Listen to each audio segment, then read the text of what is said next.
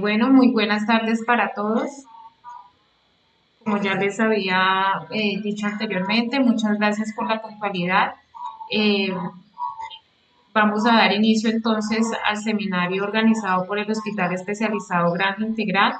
En esta ocasión, pues el nombre del seminario es el Quinto Encuentro Interdisciplinario de Salud Mental y tiene como enfoque principal circunstancias médicas y psicológicas en el aislamiento. La idea es como darle un enfoque, como su nombre lo dice, desde todas las áreas que pueden intervenir en el manejo del paciente con enfermedad mental, sabiendo pues que la enfermedad mental no solamente es una enfermedad del cuerpo y perdón, de la mente, sino que también incluyen algunas otras alteraciones de la mente, factores psicosociales, familiares e incluso pues que tienen que intervenir otros entes para poder apoyar al enfermo mental, que es el enfoque que le vamos a dar ahora. A medida que pues vamos desarrollando la charla, se van a ir conectando otras personas. La idea es que tengamos en cuenta pues algunas normas para poder llevar a cabo a satisfacción este evento, como es que mantengan tal vez apagados los micrófonos para que no vayan a interferir. El día de hoy vamos a iniciar con urgencias psiquiátricas, perdón, está a cargo de la doctora Lina María Quesada y el doctor James Hurtado. Ellos son médicos generales con mucha experiencia ya en lo que es el paciente con enfermedad mental. Entonces ellos les van a regalar pues el manejo inicial que se le puede dar a un enfermo mental en el servicio de urgencias. Va a ser una charla más o menos de 40 minutos. Al final de la charla, entonces vamos a tener un espacio de 20 minutos para que se despejen algunas dudas, algunas preguntas que puedan tener. Si no alcanzamos a responderlas todas, las van a dejar en el chat y en el transcurso de la semana, pues vamos a ir respondiéndoles las dudas que se hayan generado de este tema. Espero pues llevemos esto en orden. Al finalizar la charla pues vamos a estar alzando la manito para poderle dar la palabra a los participantes. Lo otro es que vamos a estar enviando al chat el link para que ustedes ingresen sus datos y poder llevar la asistencia del evento, ya que vamos a certificar a las personas que participen del 80% de esta actividad. Entonces los invito a que pues entonces estemos atentos, vayan apuntando las sugerencias o las preguntas que tengan y ya le voy a dar la palabra a la doctora Lina. Bueno, muy buenas tardes. Mi nombre es Lina María Quesada Rojas, soy médico general del Hospital Especializado Granja Integral y pues el día de hoy quiero compartir con ustedes un poco acerca de las urgencias psiquiátricas, ya que es un tema pues que es muy importante para poder captar nuestros pacientes desde la urgencia, ya sea en un hospital de primer, segundo nivel o pues en el área rural, pero pues lo importante es poder activar las rutas adecuadamente y que el paciente reciba una atención adecuada. Por favor, si tienen alguna preguntita o alguna sugerencia, al final de la charla estaremos respondiendo todas sus dudas. Bueno, el tema urgencias psiquiátricas. Bueno, para iniciar esta charla, me pareció como muy relevante y me gustó mucho esta frase de Cooperman, en el cual pues sintetiza en una frase todo lo que vamos a hablar el día de hoy, acerca de pues cómo es la urgencia psiquiátrica. Entonces, la frase dice, el recetario del hospital puede servir también para prescribir y venir a hablar. Hay que tener en cuenta que muchos de nuestros pacientes, sobre todo esos trastornos de ansiedad y esos episodios depresivos, o ya pacientes con depresión diagnosticada, muchas veces asisten a nuestra consulta de urgencias simplemente con múltiples dolencias, con múltiples sintomatología, pero en realidad el paciente lo que quiere es que lo escuchen y pues está buscando ayuda. Entonces, pienso que esta frase es ideal y es adecuada, muy pertinente para el tema del día de hoy. Bueno, un poco de introducción, entonces, acerca de la etiología, pues la urgencia psiquiátrica es variable, puede ser de origen orgánico, tóxico, farmacológico, etcétera, por lo que debe hacerse un adecuado examen físico e historia clínica completo. Esto es lo más importante en la urgencia psiquiátrica, además pues de los exámenes complementarios que se deben de hacer en el laboratorio, teniendo en cuenta que pues los hospitales, sea de primer, segundo nivel, pues no todos contamos con laboratorios, pero sí tratar de hacer lo que más podamos y solicitar lo que más podamos, sobre todo perfiles infecciosos, para pues poder generar un adecuado manejo a nuestros pacientes. Ya la definición como tal de urgencias psiquiátricas, encontré este artículo que me gustó bastante. Es un artículo de revisión en el cual pues plantean varias definiciones de varios autores. Son las siguientes. Entonces, según Chinchilla, explica que el abordaje de la urgencia psiquiátrica involucra situaciones más complejas que la urgencia general y muchas veces corre el descrédito de que su atención sea considerada como aplazable. Muchas veces pasa. Bulbena define la urgencia psiquiátrica como aquella situación en la que unos síntomas psicopatológicos o un trastorno de conducta son percibidos como perturbadores o amenazantes por el propio paciente, Sí, de ya. modo de que llegan a producir una solicitud de La atención presenta y ella psicológica. la puede contar Y la Kaplan corrección de cómo dice que pues lo más importante, si Pues el problema es sí, orgánico, me funcional o ambos, y por ellos son consiguiente, amigos no los se dos. espera que la evaluación de ah, urgencia sea muy Que exhaustiva. sería Bueno, el método en el cual pues, se realizó este artículo, se hizo una revisión de la literatura tipo descriptiva, desarrollada a través de un proceso de búsqueda de información, analizando pues, documentos ya existentes en el metabuscador Google y pues, plataformas como lo son PubMed, también con criterios de inclusión de calidad y artículos de revista.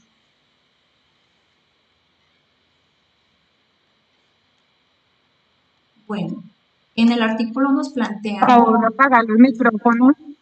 ¿será que la urgencia médica es más importante que la urgencia psiquiátrica?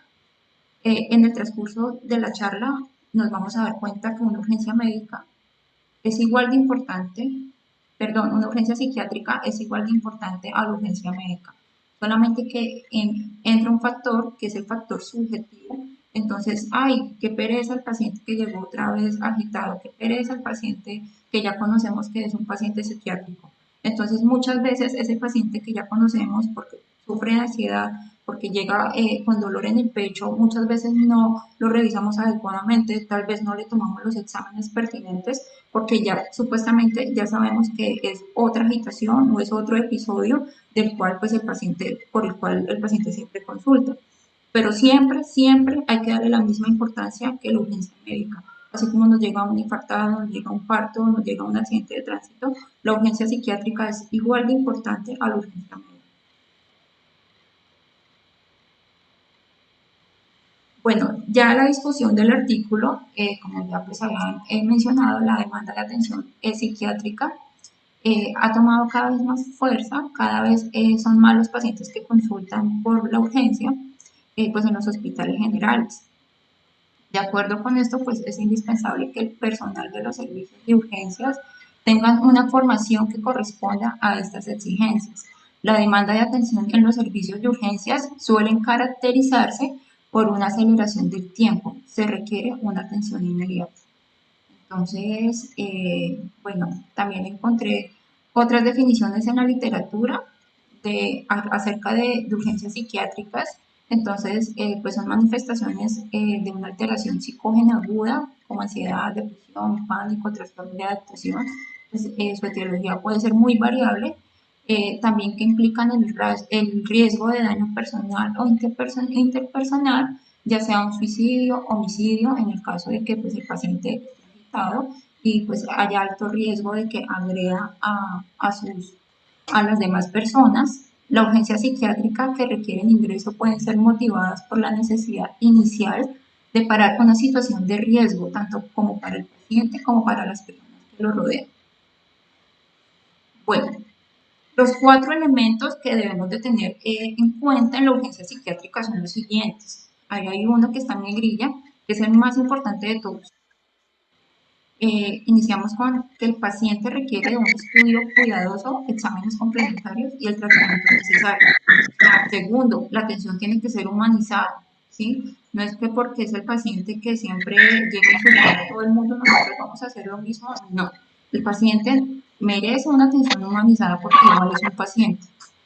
El ambiente físico, pues en el cual debe ser examinado el paciente para poder identificar peligros potenciales, si el paciente pues está armado o tiene algún algo que nos pueda generar daño, tanto en el servicio, incluso se pueda generar daño a él, entonces por eso es que requiere de esta valoración exhaustiva y el médico de turno debe resolver la urgencia, es decir, él tiene que tener claro qué va a hacer con ese paciente, el paciente se queda, el paciente lo regresa o el paciente va para psiquiatría. Entonces, son los 4 elementos que debemos de tener en cuenta en la urgencia psiquiátrica. Bueno, ¿qué tipo de intervenciones podemos hacer nosotros como médicos generales? También nuestras compañeras en las instituciones que cuentan con el servicio pues, de psicología, trabajo social, nos ayudan a hacer intervenciones de tipo verbal, es decir, persuadir al paciente, preguntar qué es lo que está pasando, desde hace cuánto tiempo viene esa sintomatología y el paciente muy probablemente, si está colaborador, el paciente nos va a comentar qué es lo que está sucediendo.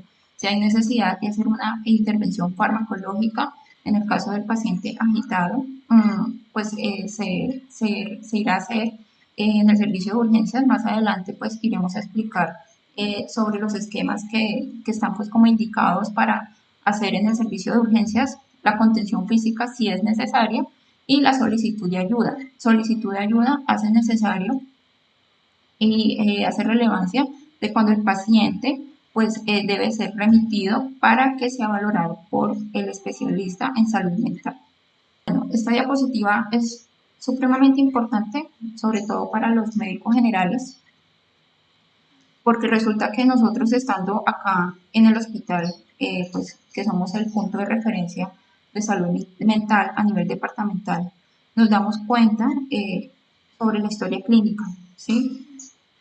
Pienso que urgencias psiquiátricas, más que el tema, tenemos que tener en cuenta de que si hacemos una historia clínica adecuada y completa, ya tenemos resuelto nuestro 80% del problema.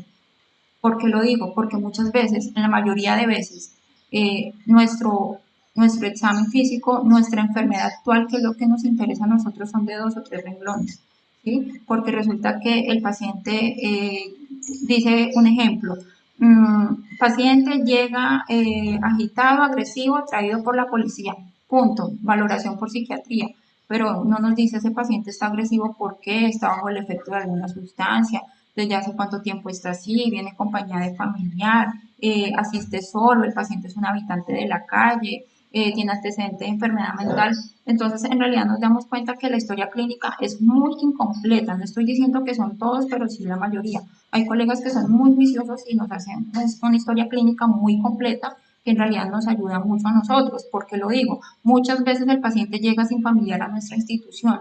Entonces nos toca es como adivinar y como ir mirando, llamar, preguntar, porque no tenemos conocimiento acerca de los antecedentes de esa persona. Entonces, en el momento que el paciente llegue a urgencias hay que dedicarle 10, 15 minuticos y tratar de sacar provecho de ese tiempo para poder lograr hacer una historia clínica muy completa. En ello también los antecedentes, súper importante, antecedentes familiares, sobre todo en los intentos de suicidio, si hay antecedentes en la familia de que alguien se haya suicidado, si hay antecedentes de consumo, desde hace cuánto, qué sustancias consume, si el paciente pues ya tiene enfermedad mental de base, hace cuánto tiempo se la diagnosticaron, qué medicamentos se está tomando, cuándo fue su última estancia hospitalaria. Todo eso nos aporta mucho a nosotros y nos hace como, no nos hace tan difícil la tarea acá en el hospital. El examen mental, el examen físico, hay que revisar muy bien al paciente, simplemente de que el paciente ingresó por depresión, entonces no lo voy a revisar, no le voy a tomar atención, resulta que tengo una señora con depresión, pero tiene 50 años, tiene antecedente de hipertensión arterial y ni siquiera le tomo tensión arterial, entonces ella también merece que nosotros le hagamos un examen físico completo. Ya la solicitud de exámenes complementarios, el tratamiento que ya se va a instaurar y pues en el caso de intento de suicidio o intoxicación por alguna sustancia, realizar la ficha de notificación. Bueno, voy a hablar un poco del suicidio, que es uno de los motivos de consulta muy frecuentes en el servicio de urgencias. ya sea la conducta suicida, o el suicidio como tal, pues cuando ya es consumado. Eh, Cada año, la Asociación Colombiana de Psiquiatría lanza campañas para hacer un poco más amigable todo este tema. El año pasado, por ejemplo, teníamos que la asociación lanzó un lema que decía: yo también voy al psiquiatra. Este año el lema es prevenir, es preguntar. Estos datos los obtuve del Ministerio de Salud, los cuales pues son muy recientes, son del mes de septiembre, cuando se conmemora pues el mes en contra del suicidio, el día 10 de septiembre. Como definición tenemos que la conducta suicida es un conjunto de eventos complejos que pueden afectar a personas de cualquier edad o condición. Cuando se manifiesta como el suicidio consumado, tiene consecuencias devastadoras, además para su familia y comunidad, y sus efectos son duraderos.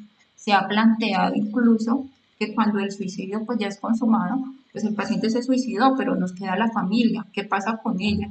Entonces, en muchas instituciones se ha planteado hacer grupos de estas familias para que ellos sigan asistiendo a un seguimiento y se le pueda brindar la atención necesaria que ellos requieren. Adicionalmente, la pandemia por COVID-19 ha generado diversos efectos en la sociedad actual y más allá de las manifestaciones respiratorias que caracterizan a la enfermedad causada por SARS-CoV-2, se ha contribuido un factor generador de malestar y sufrimiento para muchas personas a nivel mundial. Y en Colombia, por los diversos estudios, prevén aumento de carga de enfermedad mental y el riesgo de conducta suicida pues ha aumentado. Estos son datos de suma importancia. Según la Organización Mundial de la Salud, más de 800.000 personas mueren cada año por suicidio, siendo la segunda causa de fallecimiento entre personas de 15 a 29 años de edad. Para el año 2019, el Instituto Nacional de Salud informó que se presentaron 30.539 casos de intento de suicidio en el país. En lo que va corrido del año, les estoy hablando hasta el mes de septiembre, se tenían datos de que los casos de intento como tal pues habían disminuido en comparación del año 2019. ¿Cómo puede ayudar desde urgencias a alguien que está contemplando el suicidio? Según Bautista, explicó que aunque parece que es poco lo que podamos hacer, en realidad es mucho lo que podamos hacer. Es muy difícil hacer algo por las personas que contemplan el suicidio. Y así como lo contempla la OMS, aunque no hay una fórmula específica para prevenir el suicidio, el tener empatía, compasión, preocupación genuina, conocer los recursos disponibles y tener el deseo de ayudar son claves para poder salvar una vida. Hay personas que simplemente necesitan que la escuchen. Hay preguntas que salvan vidas, nosotros las podemos hacer, ¿sí? Esas preguntas son eh, si esa persona tiene la disposición de hablar, si quieren que lo escuchen, por qué, cuál es el motivo que lo ha llevado a que tenga ese ideación suicida. Muchas veces hay problemas que vienen desde hace mucho tiempo y ya la persona pues no encuentra ninguna salida y piensa que el suicidio pues es la única salida, pero pues para eso estamos nosotros, para poder ayudar a este tipo de personas.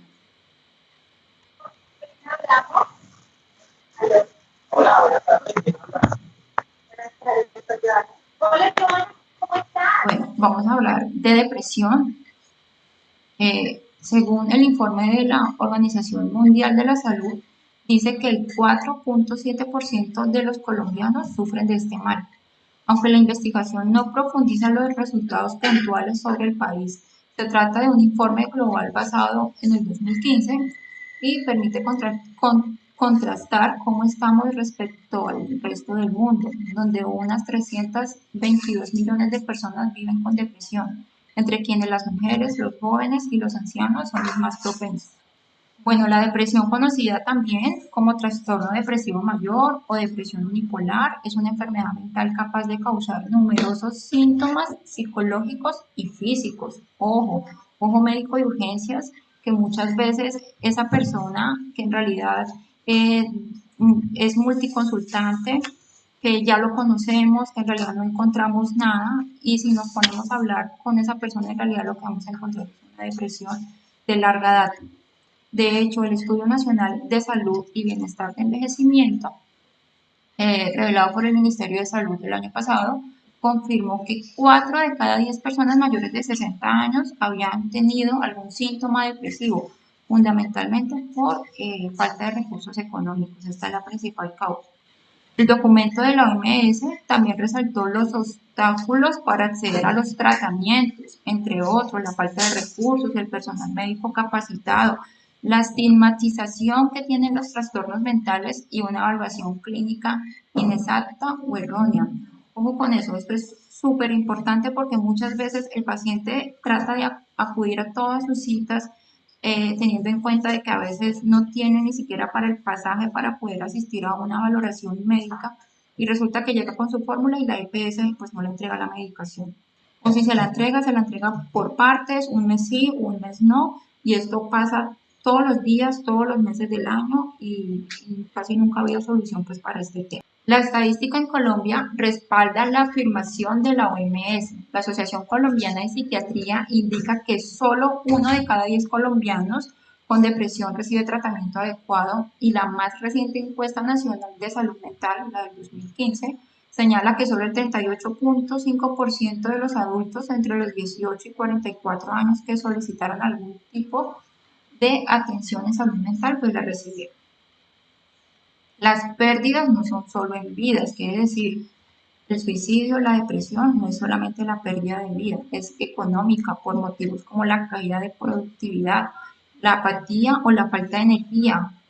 Cuesta mundialmente más de $1 billón, según cálculo de la OMS. La depresión es lo que más contribuye en mayor parte de años vividos con discapacidad, por lo que es una causa principal de discapacidad en el mundo actual, dijo el médico Chislon, del Departamento de Salud Mental y el Abuso de Sustancias de la OMS. ¿Cuáles son las dificultades de atención de los pacientes?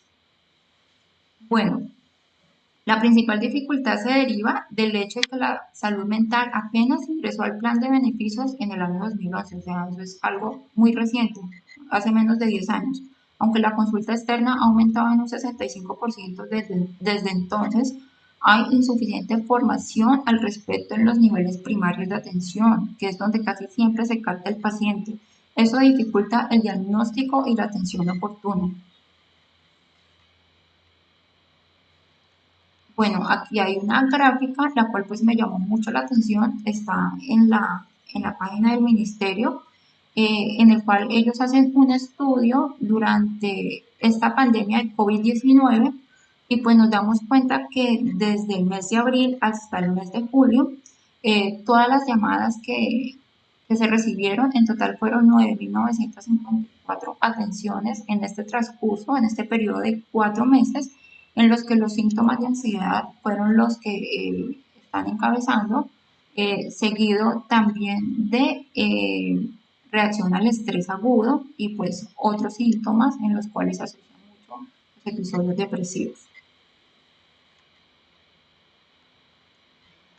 Bueno, ya para finalizar me despido con esta frase donde dice, pon de tu parte, le dirían esto a alguien que no puede caminar, entonces tampoco se lo digan a alguien con depresión.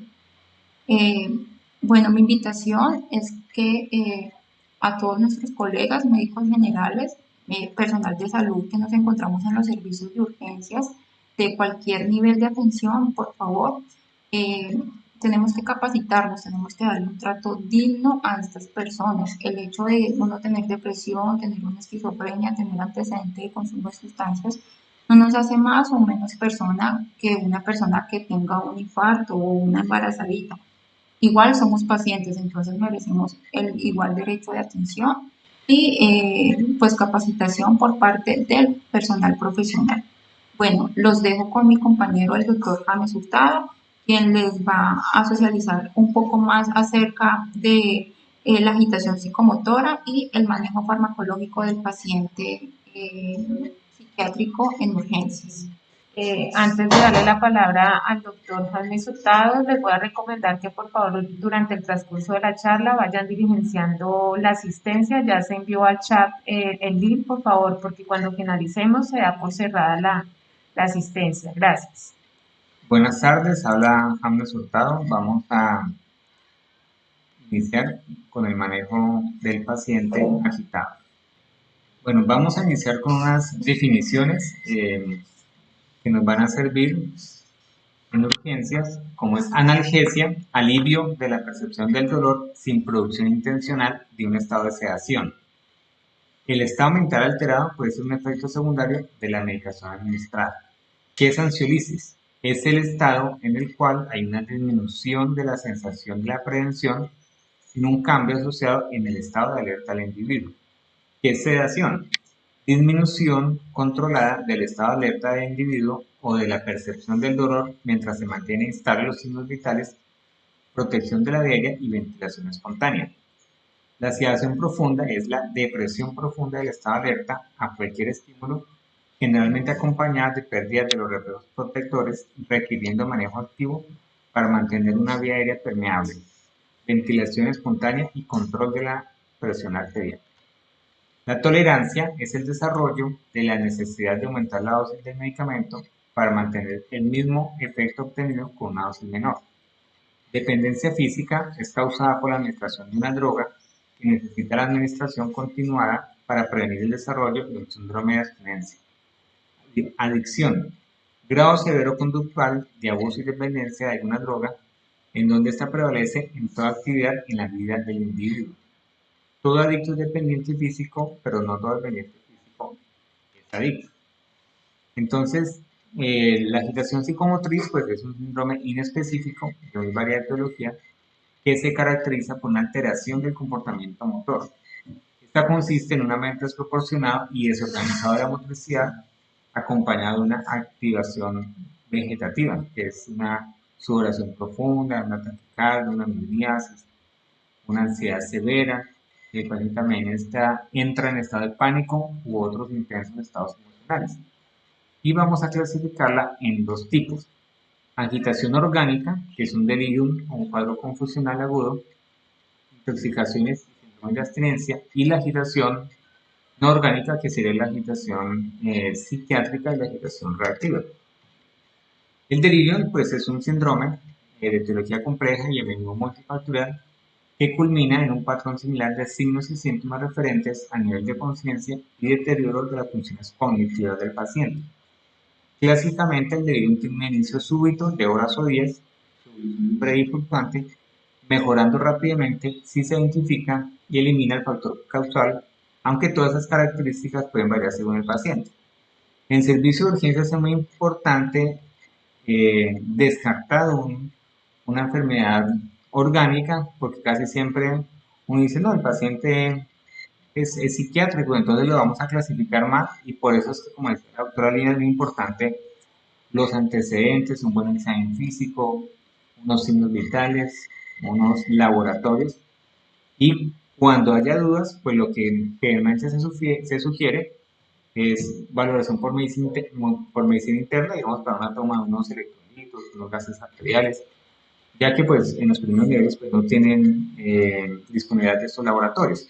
Es muy importante descartar las alteraciones metabólicas como la diabetes, la alteración en la función tiroidea, infecciones sistémicas o el servicio del sistema nervioso central, que en nuestra zona pues son muy comunes: la infección de vías urinarias, la neumonía, la neurosífilis, fiebre, insuficiencia respiratoria, insuficiencia cardíaca, una encefalopatía hepática, una encefalopatía urémica, traumatismos craneoencefálicos y politraumatismos, estados postoperatorios, crisis parciales, ritos isquémicos o hemorrágicos, tumores intracraneales, tumores diseminados, un delirio superpuesto a demencia, algunos medicamentos como la levodopa, megital, cimetidina, ranitidina, anticolinérgicos, el piperidino, la atropina, los antihistamínicos, antiepilépticos, corticoides, neurolépticos, sedantes como la levomepromacina, los opioides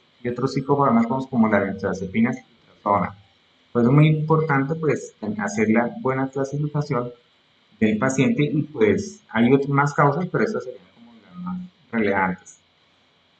En el caso de la agitación no orgánica, o sea, que es una agitación psiquiátrica, la definimos como, se divide en psicótica y no psicótica. psicótica pues es en la esquizofrenia y el trastorno esquizoafectivo, en el cual cursan brotes, agitación con ideación delirante, alteración del lenguaje y alucinación. Y estos pacientes pues casi siempre ya tienen historia clínica de una enfermedad psiquiátrica, pero en todo caso pues no debemos descartar que tengan una enfermedad orgánica que en ese momento esté cursando. El episodio maníaco pues una conducta agitada acompañado de un ánimo eufórico, trastornos del lenguaje, una verborrea, un pensamiento fugaz, que es una conversación rápida que salta de un tema a otro, una hiperactividad y una conducta desinhibida. En el episodio depresivo pues vamos a tener una depresión agitada más frecuente en ancianos y niños. Y en el trastorno por ideas delirantes, la paranoia, un discurso delirante en torno a temas como celos, perjuicio y persecución. En la no psicótica pues vemos que es un paciente que puede tener una crisis de angustia, una sensación de muerte inmediata que puede conllevar a la agitación, una crisis histérica pues evidencia una teatralidad y manipulación del paciente. El paciente no está psicótico, simplemente quiere que le hagan caso a lo que él le dice. Trastorno de personalidad, sobre todo el histrónico, el límite y el paranoide. Alteración de la conducta en la discapacidad intelectual o en la demencia, en el cual pues, es muy importante distinguir la demencia del delirio. La demencia pues, es un paciente con alteraciones crónicas en sus funciones mentales, memoria y pensamiento. Y el delirio, pues, como ya hemos dicho, es un cuadro agudo con falla en la atención y desorientación. La agitación orgánica, pues podemos tener las intoxicaciones por alcohol, por la cocaína, la anfetamina, cannabis, neurolépticos, benzodiazepinas, anticolinérgicos. Y en la agitación no orgánica, la reactiva, es una reacción de estrés agudo, una reacción al duelo, situaciones catastróficas, inundaciones, incendios, violaciones, situaciones de desconexiones ambientales en la unidad de cuidados intensivos. Entonces, en la agitación orgánica también tendremos el síndrome de abstinencia al alcohol, la síndrome de abstinencia a las benzodiazepinas o las opiáceos y a otros. En este momento pues vamos a hablar sobre la contención farmacológica, que sería la sedación en el paciente con agitación orgánica. Pues hay que sospechar de un cuadro orgánico cuando se trata de un cuadro de agitación de comienzo agudo o tsunami. En un paciente, generalmente son de edad avanzada, sin historia psiquiátrica previa. Se caracterizan por presentar alteración de la conciencia, desorientación temporoespacial, confusión mental, discurso incoherente, dificultad para la marcha e hiperexcitabilidad muscular. El paciente pues está inquieto, sudoroso y por la desorientación suele demandar sus pertenencias exigiendo que se le deje marchar, vocifera y pide ayuda. Se quita las vías, las ondas, pueden existir alucinaciones visuales, delirio y actividad ocupacional y ideación delirante. Signos bastante frecuentes la fluctuación, alternándose periodos de calma con otros periodos de agitación, sobre todo nocturna. En la exploración física, muy importante, el paciente puede presentar fiebre, taquicardia, taquipnea, sudoración, temblor, algún signo neurológico. Y en las exploraciones complementarias, pues, se encuentran alteraciones en el laboratorio clínico y en las imágenes diagnósticas. Un signo bastante frecuente es la fluctuación, alternándose periodos de calma con otros de agitación, sobre todo nocturna. En la exploración física puede presentar fiebre, taquicardia, taquipnea o algún signo neurológico. Y en las exploraciones complementarias, pues alteraciones en la analítica y en la neurohumana. Deben extremarse las precauciones por los riesgos que supone administrar a un paciente médicamente grave un depresor del sistema nervioso central, mientras se resuelve la causa de la agitación. Se puede recurrir a la sedación farmacológica, comenzando por dosis bajas de neurolépticos, preferente por vía oral o intramuscular. El haloperidol pues, es el que tenemos en casi todos los primeros niveles, es un neuroléptico perteneciente a la familia de las butyrofenonas, un potente antagonista de los receptores dopaminérgicos cerebrales. Por su alta potencia, su seguridad y su eficacia, aunque pues, puede tener inconvenientes como son los síntomas extrapiramidales. La dosis generalmente se usa en cada caso, pero los pacientes que no aceptan la medicación oral deben administrarse una ampolla de 5 miligramos y repetir cada 30 a 45 minutos hasta que se consiga la contención. Dosis máximas para adultos 100 miligramos al día. Se trata de un neuroléptico poco sedante, por lo que puede ser más lento que si se usa benzodiazepinas o neurolépticos sedantes, como la levofloxacina, pero es más seguro. Los neurolépticos de baja potencia, como la levofloxacina y clorpromacina, pues son extraordinariamente sedantes, pero presentan riesgo de hipotensión, aspiración, delirio anticolinérgico y por su efecto sedante y anticolinérgico pueden aumentar la confusión. En algunos casos, aquí en la institución se tiene que es la olanzapina, que es la ampolla de 10 miligramos, que se aplica entre 2.5 a 10 miligramos al día en ampolla intramuscular cada 12 horas. Y pues no se debe utilizar conjuntamente con benzodiazepinas, la cual va a tener un buen efecto en los pacientes. Las benzodiazepinas pues deben evitarse en la mayoría de las agitaciones orgánicas. Únicamente son de elección en el delirium tremens, en el síndrome de abstinencia de benzodiazepinas y opiáceos, en los cuadros de origen comercial y en algunos tipos de intoxicaciones por estimulantes como la cocaína y las anfetaminas. La demencia por cuerpos de Lewy se caracteriza por las alteraciones de conducta que presentan un empeoramiento con los neurolépticos y mejoran con las benzodiazepinas. En las intoxicaciones etílicas agitadas debemos ser cautos en cuanto a la sedación farmacológica o la depresión del sistema nervioso central. Ante una intoxicación etílica violenta o agitada, otra pauta acá puede ser 5 miligramos de haloperidol y 10 miligramos de diazepam por vía intramuscular, ya que pues, la vía intravenosa va a ser muy difícil acceder a ella. Este pues, es un ejemplo de un tratamiento farmacológico, una ampolla de haloperidol de 5 miligramos, repitiendo cada 30 a 40 minutos 3 a 4 ampollas. O si el paciente acepta la vía oral, pues 30 gotas de haloperidol vía oral cada 30 minutos, teniendo en cuenta que cada 10 gotas es 1 miligramo. También se puede aplicar diazepam 10 miligramos intramuscular o intravenosa, con un inicio de acción de 4 a 5 minutos y con efecto de 6 a 8 horas. Pues si el paciente accede a la vía oral, de 7.5 a 15 miligramos. Y midazolam en ampolla de 5 miligramos, los cuales cada 30 a 60 minutos debemos tener en cuenta dosis más bajas en pacientes pediátricos. Y también las poblaciones con pacientes con discapacidad mental van a ser más sensibles al midazolam. Bueno, la agitación psiquiátrica propiamente se caracteriza por presentar psicopatología propia de alguna entidad psiquiátrica. Pueden existir alucinaciones auditivas, ideación delirante de perjuicio, que sean esquizofrenia o trastorno de ideas delirante, o megalomanía, alteraciones en la afectividad, disforia o euforia, hostilidad o agresividad, discurso vociferante, verborreico o desbrigado. La conciencia está clara, no suele existir desorientación temporoespacial y la fluctuación es escasa. Suelen tener antecedentes psiquiátricos. Tanto los pacientes afectados de demencia como de retraso mental es frecuente que presenten episodios de agitación psicomotriz como respuesta a un malestar subjetivo como dolor, fiebre, estreñimiento o cualquier otro síntoma que le genere molestia.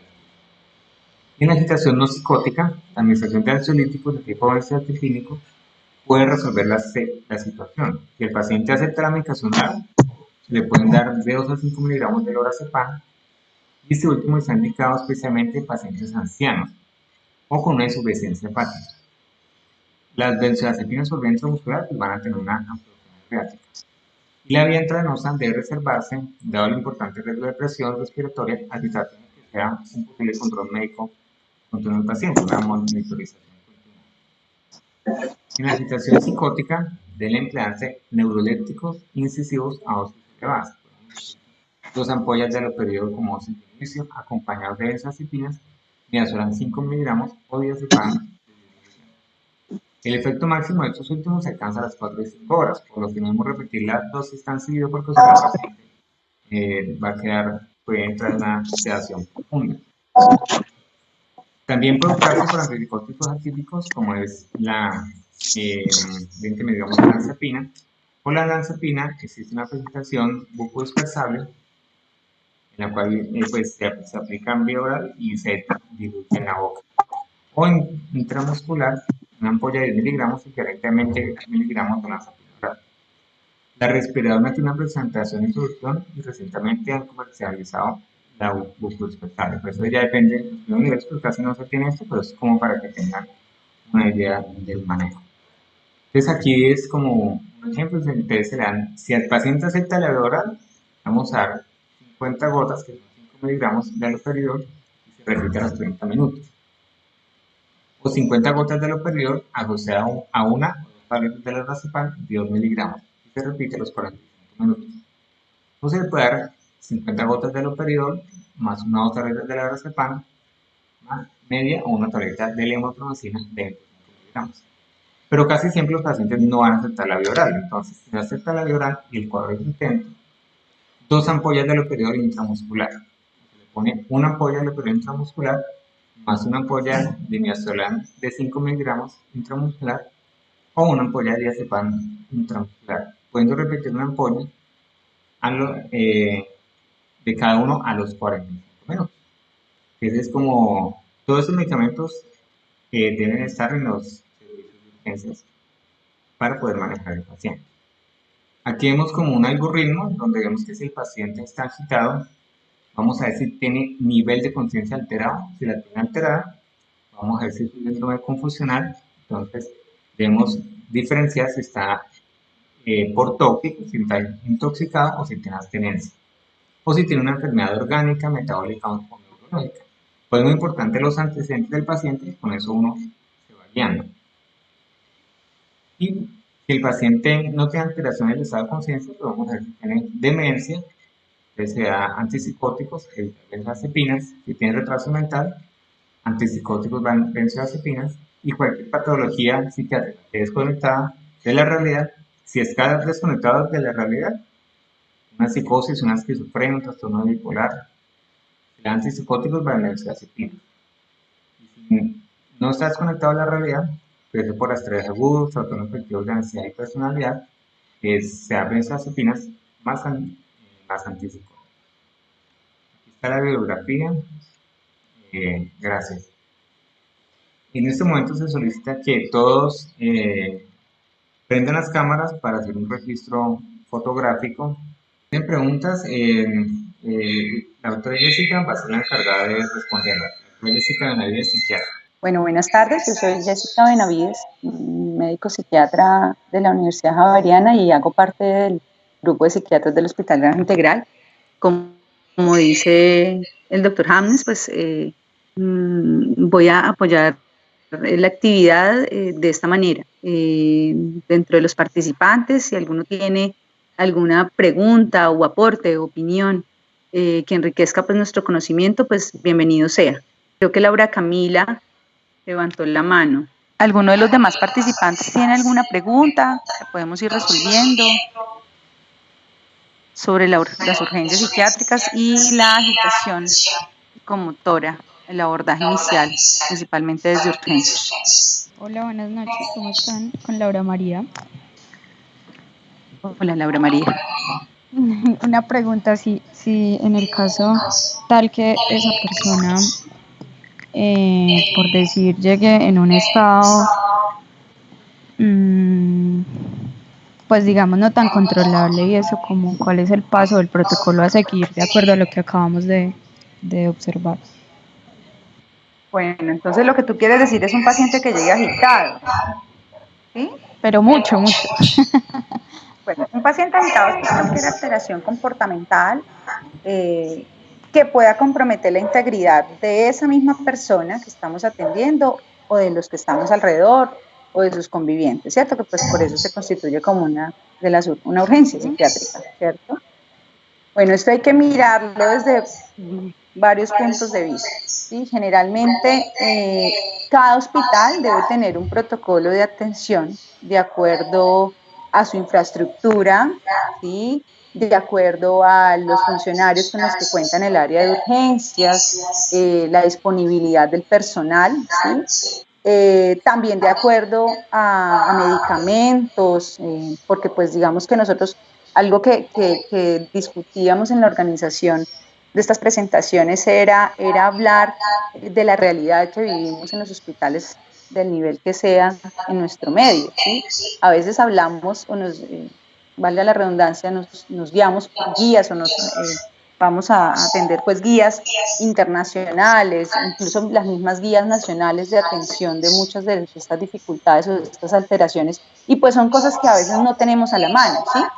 Vemos, por ejemplo, pueblos que ni siquiera tienen, a veces cuentan con suficiente midazolam o con diazepam, solo tienen midazolam. Entonces, para manejar por ejemplo, una agitación por abstinencia del alcohol, pues se enredan un poco porque, pues, por esta dificultad, precisamente. Pero entonces, digamos que partamos de eso, ¿sí? La capacitación en el abordaje, todo empieza desde meternos en la cabeza esto de la atención humanizada. O sea, un paciente con una agitación psicomotora es una condición, inicialmente entendámosla como una condición médica aguda, ¿sí? Es un paciente, requiere atención, no podemos, pues, digamos que evitar o no prestarle la atención que requiere como paciente, que requiere una atención en cualquier momento, ¿sí? Desde el portero en adelante, yo siempre les digo también, o sea, desde el portero en adelante deben armarse de empatía, de compasión, tener también dentro de los protocolos de atención segura, no solo lo humanizada, sino también lo segura y con calidad. Entonces, tener como un lugar, si llegase ese paciente, un lugar donde lo podamos acomodar, unos elementos de inmovilización que hasta incluso de esos deben ser dignos, o sea, no solo la atención, sino con lo que hagamos la atención, los elementos que utilicemos. Entonces, tener inmovilizadores, tener medicamentos suficientes, saber quiénes van a participar. Algo importante que no solo para la agitación, sino para cualquier urgencia o emergencia dentro de los servicios de urgencias es que hay un líder, en caso de una dificultad o una situación urgente, hay un líder y hay un equipo colaborador, ¿cierto? Entonces, si llega este paciente, ¿quiénes lo van a abordar inicialmente? ¿Sí? Hay unas reglas de oro en el manejo de estos pacientes. Primero que todo, siempre mostrarle las manos. ¿Sí? Estos pacientes llegan muy suspicaces o están bastante agresivos y ellos desconfían o sospechan de todo el mundo. Entonces, siempre usted enséñele las manos, no se las esconda porque ellos siempre van a pensar que usted guarda ahí algo. Otra regla universal es que haya dentro del equipo una mujer. ¿Sí? Digamos que eso aún algunos pacientes, sobre todo los masculinos, pues lo conservan, del respeto a la mujer. Entonces, como que si hay una mujer, pues disminuyen un poquito esta ansiedad o esta irritabilidad del momento.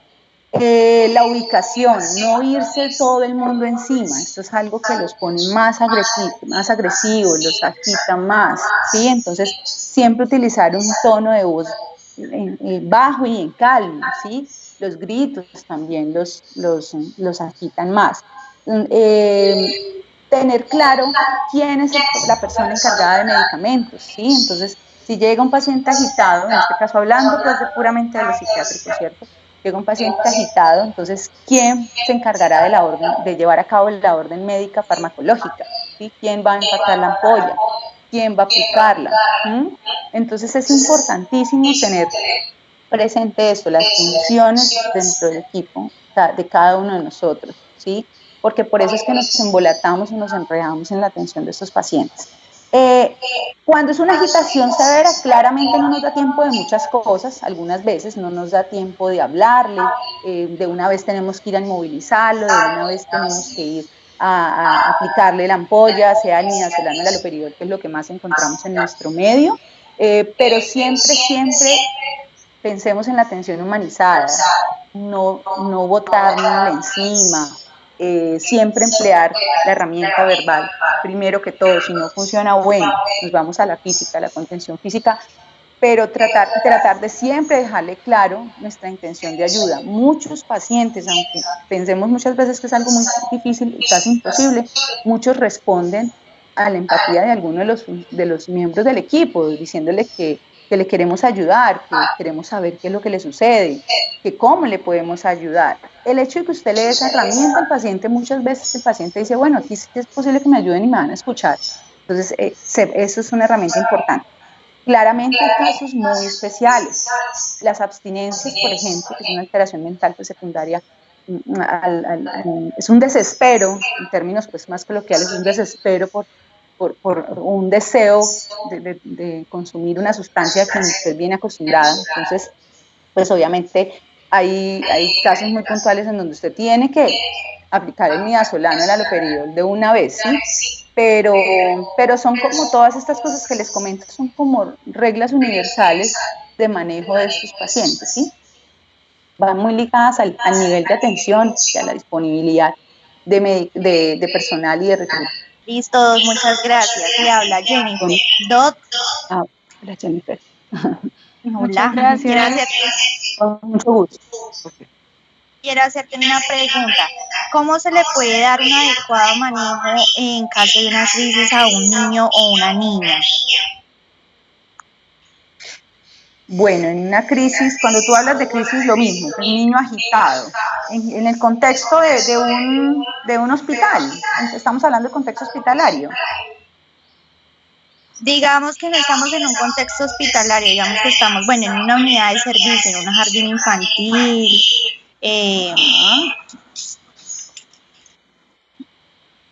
¿Cómo podemos apoyar ahí? Conocer los antecedentes de estos niños es importante, ¿cierto? Porque pues digamos que si debutan con alguna enfermedad, algunas veces las alteraciones en el comportamiento son una manifestación de su enfermedad. Estamos hablando de cosas psiquiátricas, de condiciones psiquiátricas y no psiquiátricas, ¿sí? Por ejemplo, hay algunos niños que tienen problemas neurológicos y una de las manifestaciones o síntomas que indican que su problema neurológico está descompensado es una agitación, es un cuadro de agresividad súbito y de difícil manejo, ¿sí? Algo importante para los niños es, digamos, que preguntar, ¿sí? Como que quisieran. Ellos les gusta mucho que la gente, pues, como que haga lo que ellos quieren. Entonces, inicialmente, preguntamos qué desea o qué le sucede o en qué le puede ayudar, ¿sí? Obviamente, por los rangos de edad, pues, varía un poquito el abordaje, ¿sí? La inmovilización no es algo muy aconsejable, más si la inmovilización, aclarando, entendiéndolo como cogerlo de las piernas a la mano y amarrarlo o sujetarlo, ¿sí? Pues el término amarrar es sumamente peyorativo, pero el término de sujetarlo, pues hay casos en donde sí o sí toca hacerlo porque o se hace daño, le hace daño a otro, ¿sí? Pero el abordaje inicial es intentar siempre, yo siempre les digo lo verbal, intentemos lo verbal. Si verbalmente reduce, llamamos, digamos, escogemos del grupo, del equipo, de la escuela, del jardín, ¿a quién usualmente el niño le hace más caso? ¿Sí? ¿O a quién usualmente escucha más fácil? O como decimos en nuestro medio, ¿a quién le corre o a quién le copia? Como dicen por ahí. Entonces, si esa persona está presente, ayudemos a esa persona, valgámonos de esa persona y le preguntamos. Sino que es una pregunta muy amplia, ¿sí? Porque pues los niños, ellos no son como los adultos, ellos tienen bastante dificultad en expresar sus emociones, pero sea cual sea la emoción que tienen, una de las emociones más frecuentes o los comportamientos con el que más frecuentes se expresan es con la irritabilidad, para lo que sea algo de actitud, sea una pataleta entre comillas, o sea como una manifestación de una enfermedad.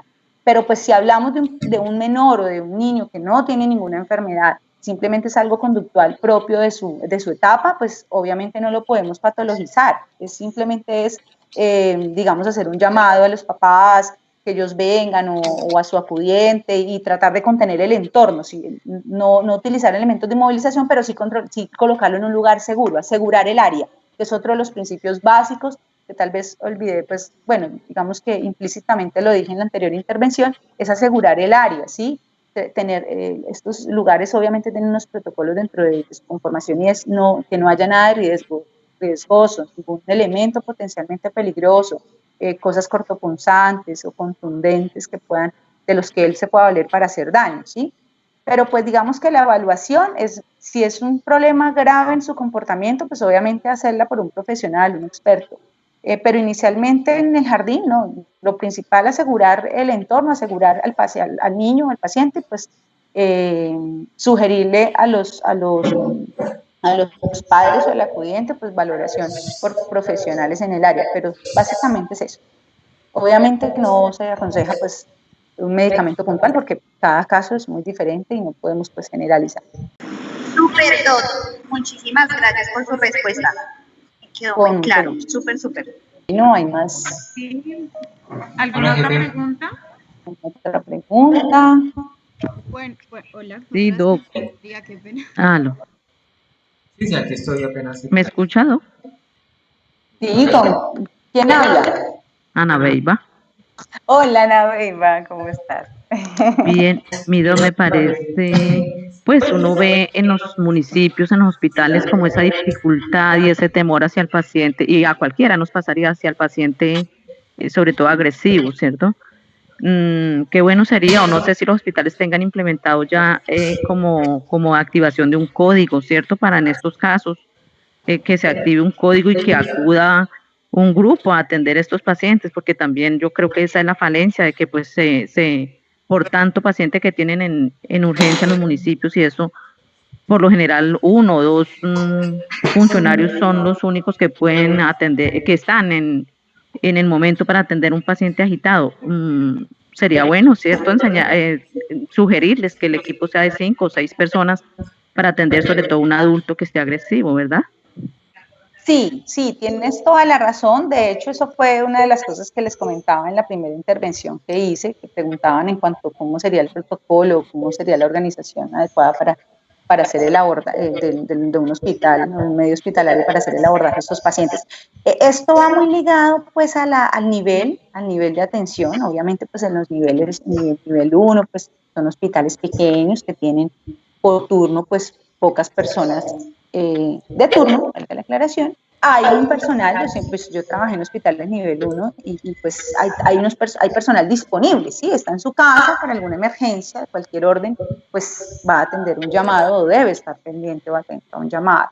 Pero entonces digamos que esto va en la organización, ¿cierto? Entonces si tenemos solo 3 o 2 personas, entonces bueno, uno será el médico claramente, y pues yo creo que mínimo, bueno, a veces hay uno solo de turno, una sola auxiliar, o un solo auxiliar, pero entonces sí de pronto que haya alguien disponible, así como lo hay para eventos catastróficos de orden natural, desastres naturales, todo eso, pues también digamos que si nos vemos en esta situación tan difícil, pues obviamente también vamos a involucrar al portero, pues hay hospitales tan pequeños que no tienen el portero pues ahí como a la mano, pero también incluso esto es un tema que va desde ellos. Yo les insisto mucho en lo del, por ejemplo, el portero no es el personal como tal, pues digamos de médico ni de enfermería ni asistencial, pero él es la persona que recibe a estos pacientes, es la persona que abre la puerta, es la primera persona que usualmente saluda a estos pacientes. Entonces desde ahí empieza la atención, ¿sí? Entonces ya esto es como en la organización, en los protocolos. Entonces, bueno, llegó un paciente, un código, por favor, así como llamamos a los colegas o auxiliares disponibles para una remisión urgente o un evento de esos catastróficos que les comentaba, pues también esto es una urgencia, obviamente, y necesitamos apoyo porque corre riesgo nuestra vida, como tú mismo lo dices, que le tememos mucho a estos pacientes, claro, bastante. Yo por eso incluso soy una de las principales defensoras de dar celeridad a estos procesos de remisión cuando nos contactan, porque uno entiende la angustia. Yo pues en 9 años de urgencias que hice, soy consciente que uno se angustia bastante en estos casos, ¿sí? Pero pues sí, la invitación es a que analicen, evalúen los protocolos, así como hay protocolo de manejo de lumbago, de infarto, también protocolo de paciente psiquiátrico o agitado, ¿sí?